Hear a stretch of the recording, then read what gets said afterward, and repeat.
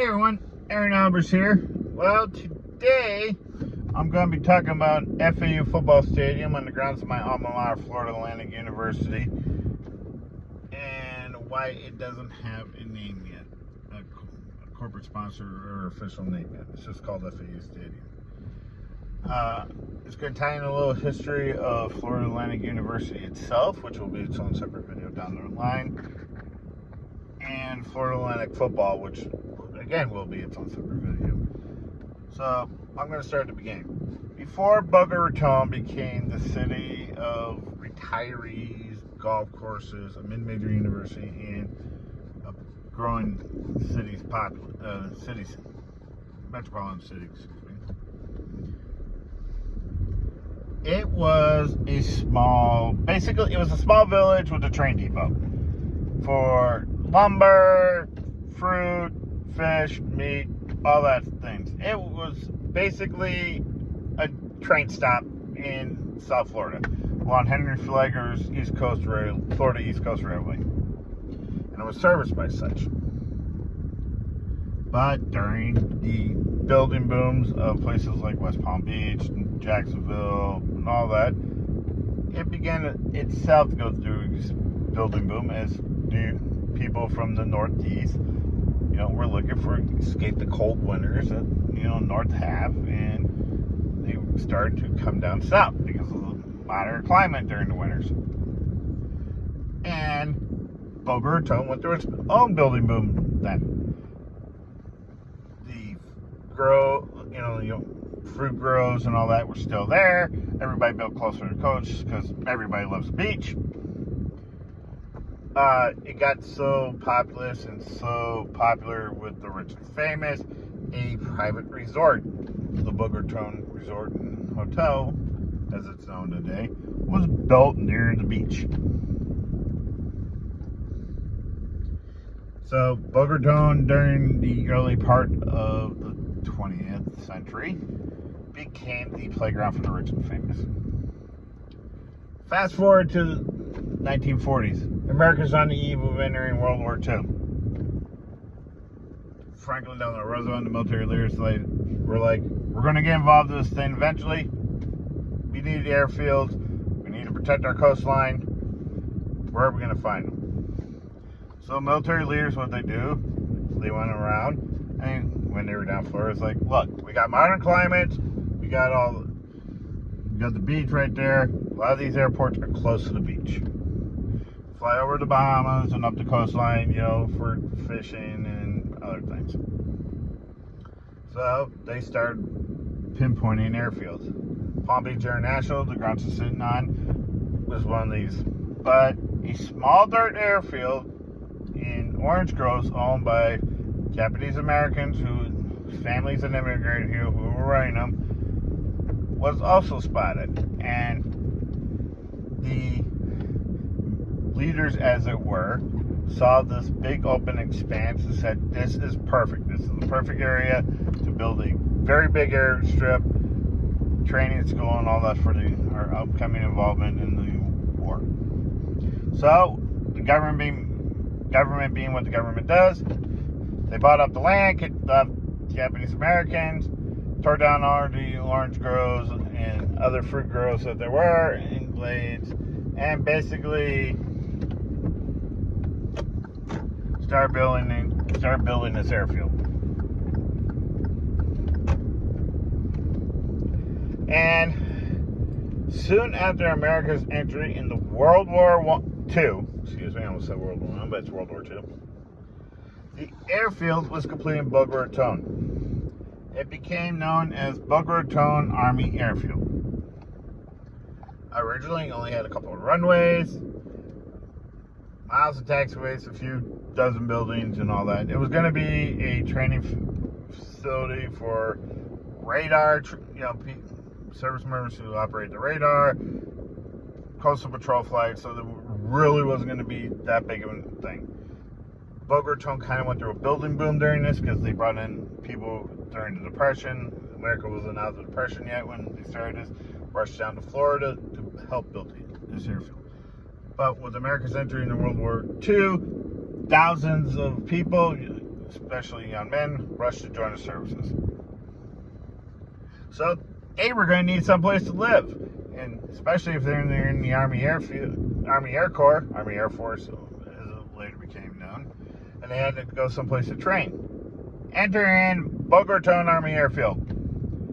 The training program for radar expanded to dozens of buildings itself to house all these people who were going to be, to teach these people manning these radars. Coastal patrol flights all started. A lot more coastal patrol flights started flying out of there. The airfield became a transit hub for the Army Air Forces heading to the war front, either in Europe and Africa or the Pacific region, and so forth. By the end of the war, the base had expanded to over 20 miles of taxiways, 3 runways, and hundreds of buildings, including a first-rate hospital. We had service not only the population of the base, but the local community. But with the end of the war coming about, the government said, we're not going to need these bases anymore. We're going to turn them over, we're going to shut them down, turn them into reserve fields and all that, and hang on them for a few years. And that's exactly what happened.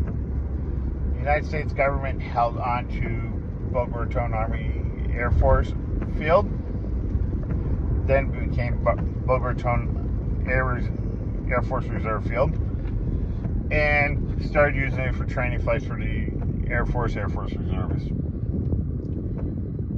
Then in the late 1950s, mid to late 1950s, they turned the grounds over to the Palm Beach County and to the state. Said, we're done with it, we no longer need it.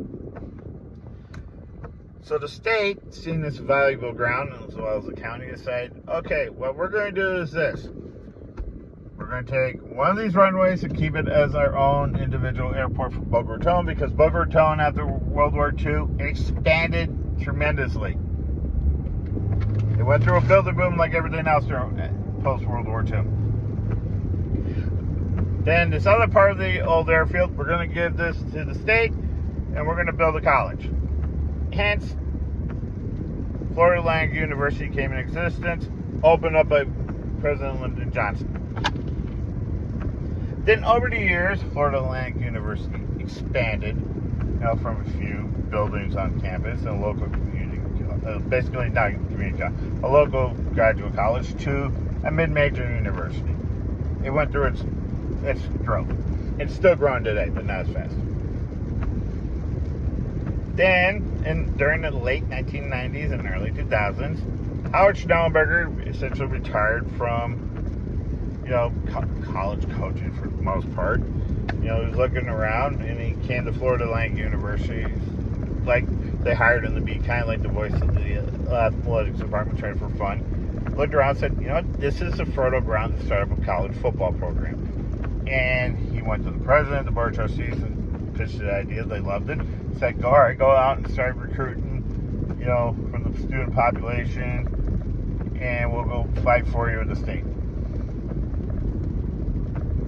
Then, over the years, after fighting, Florida Atlantic University got permission to start us up a football program. And like I said, this will be its own separate video, so I'm not going to go too much more into detail. He also saw the university as the right ground for a on-campus stadium. He knew what football could do for a university, so he knew what it did for Louisville, for places like Louisville, Miami, and so forth. And he saw the same thing could happen in Florida Atlantic University. So his goal, besides the football program, was to build this on-campus stadium. In 2011, after years of trying to get this thing done and saying after the stadium gets built, I'm going to step down. And he got his dream built. The stadium was built. He said, Owls did not do great in its inaugural year, but he kept his promise. The stadium got built, stepped down, became ambassador for the football program and the athletics department, going out speaking for FAU athletics. And sadly, a couple of years ago, we lost him, but he's still very much beloved on the grounds of the school and the athletics world. We miss you, Howard. Rest in peace. But the problem with this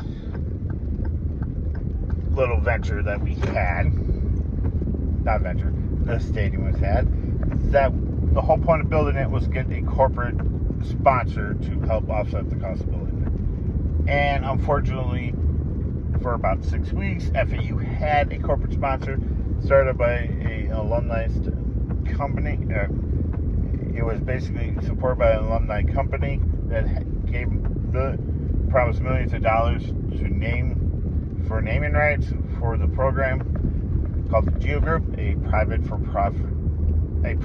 prison company. And unfortunately, due to the protests from faculty members, students, and some members of the alumni group, the naming rights were taken away. The Geo Group did not cancel the naming right deal. But it was a really fun nickname that people had come up, for the stadium, for the Geo Group Stadium. Instead of Alcatraz, it was going to be Alcatraz, OWL. It was a really great nickname I heard. Kind of caught on a little bit. But since then, despite feelers going out, there has been no name permanently attached to the stadium. No big corporate sponsor, no big alumni. And it's sad. It's a really nice facility. It's due for some upgrades down the line, which I'll talk about down the line too. But it's time to put that behind us. If no one's going to step up financially to help name the stadium, we got to start tying in the history of the stadium and the campus itself. People say that FAU is young, it has no history, it has no tradition. We do have that. It's there. It's not as big as Florida State, Florida, Texas, and so forth. We do have that history and tradition. So it's time to tie in the history of our campus to our football program. And that is why I am proposing that we name the stadium Boca Raton Army Airfield Stadium. It ties in the history of our campus to the history of our football program. That was started by Howard Schnellberger. We need to do that. It's part of the legacy that he wanted to build. Tying in history, he knew what the history of a campus and what the history of a football program would mean. And there's other campus stadiums that around college football have this. Camp Ramondale on the grounds of the University of Wisconsin-Madison, home to the Wisconsin Badgers. My home state team. I'm originally from Wisconsin. It's named after Camp Ramondale, a Civil War training facility that trained thousands of Union soldiers. Kyle Field in Texas A&M, named after the founder of the Texas A&M sports program. Those are the two big ones. There's Beaver Stadium, Boston College Eagles Stadium. They all don't have permanent name sponsors. So I say, let's take an example from them. We're moving up. We're up in the we're in the American now. It's time to step up, start acting, and thinking like Power 5 conferences. It's time to be known. It's time for our stadium to be known as Boca Raton Army Airfield Stadium. So that's it. That's all I got for today. Stay tuned for my video on the history of Florida Atlantic and the history of the Florida Atlantic football program. All right. Have a great day, everyone. Bye.